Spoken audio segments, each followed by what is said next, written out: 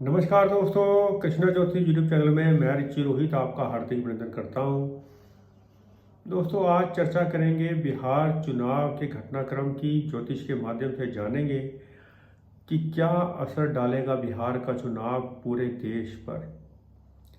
बिहार में इस समय स्पेशल इंटेंसिव रिव्यू चल रहा है, जिसे हम एसआईआर के नाम से जानते हैं, यानी कि जो वोटर्स हैं बिहार के, उनका रिव्यू सिस्टम चल रहा है। क्या वह सभी के सभी ओरिजिनल वोटर्स हैं और भारत के ही वसनीक हैं, रहने वाले हैं, अथवा कहीं अंदर बाहर से आए हुए हैं। इस प्रकार की स्थितियां परिस्थितियां जो हैं वह इलेक्शन कमीशन के द्वारा लोगों को बताई जा रही है।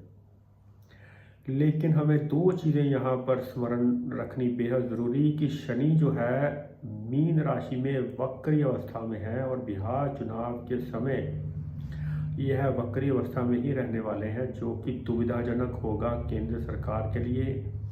यहाँ पर बहुत बड़ी घटनाएं देखने को इस संदर्भ में आपको मिल सकती हैं, क्योंकि जो रिव्यू सिस्टम करने के लिए जो चीज़ें और जो समय चुना है सरकार ने या इलेक्शन कमीशन की बात करें, वह सही नहीं है। क्योंकि ऐसा बताया गया है कि बिहार में बाढ़ जो है बहुत से इलाके में आई हुई है और बहुत कम समय मिला है इस रिव्यू को करने के लिए, जिस वजह से बीएलओ को बहुत ज़्यादा परेशानियों का सामना करना पड़ा।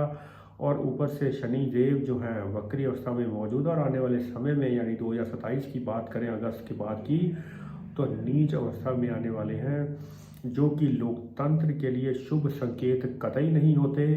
तो क्या ऐसा माना जाए सरकार उसी रास्ते पर चल पड़ी है, जहां पर एक तरफ कुआं और एक दूसरी तरफ खाई वाली सिचुएशन जो है वो उसके सामने आपको जल्द ही दिखाई देगी।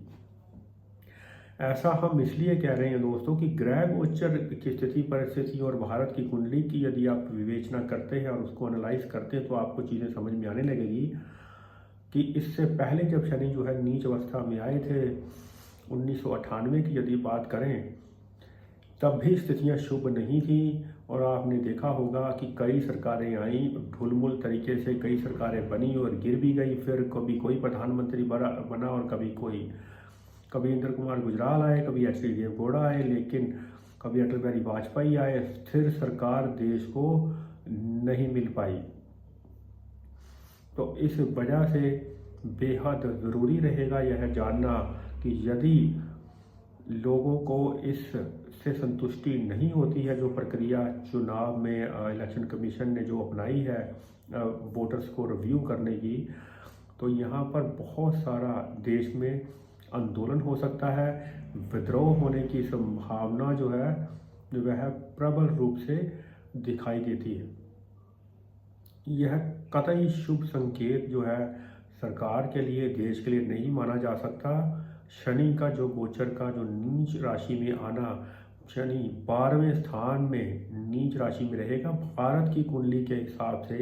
यदि आप इस संदर्भ में चीज़ों को समझने की कोशिश करें, भारत की कुंडली वृषभ लगन की है और लगन में राहु विराजमान, और यदि 12वें स्थान में शनि देव नीच के हो जाते हैं तो यहाँ पर केंद्र सरकार के लिए और राज्य सरकारों के लिए बहुत ज़्यादा दुविधाजनक स्थितियाँ खड़ी हो जाएंगी और आंदोलनों की बाढ़ देश में आ सकती है, जिस वजह से सरकार जो है स्थितियों को संभालने में नाकाम रह सकती है। किसी बड़े नेता की अचानक मृत्यु के प्रबल समाचार मिलने के संकेत बने रहेंगे। विशेषकर 2027-28 की बात करें, देश में बहुत मुश्किल दौर से गुजर सकता है।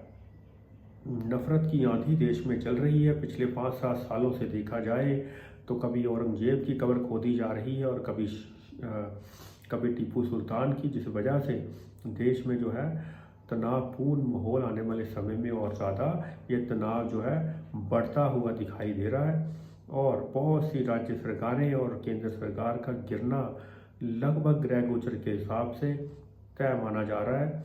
इसलिए बिहार का चुनाव उस संदर्भ में बेहद खास हो जाता है क्योंकि यदि एसआईआर की जो प्रक्रिया बिहार में अपनाई जा रही है वही बाकी राज्यों में भी अपनाई जाती है, चाहे वह बंगाल की बात करें, असम की बात करें और अन्य राज्यों में जो आने वाले समय चुनाव होने जा रहे हैं वहाँ तो पूरे जगह पर विरोध का सामना चुनाव आयोग को, जो कि एक संवैधानिक संस्था है और लेकिन लग नहीं रहा कि वह एक संवैधानिक संस्था के हिसाब से काम कर रही है। तो चलिए दोस्तों, जानना बेहद दिलचस्प रहेगा कि बिहार का चुनाव और क्या रुख लेकर आता है। यहाँ पर परिस्थितियाँ बहुत ही उथल पुथल रहेंगी। बावजूद उसके हम ऐसा नहीं कह रहे हैं कि जो बीजेपी की वहाँ पर सत्ता चल रही है नीतीश कुमार के साथ कि अच्छा परफॉर्म नहीं करेगी।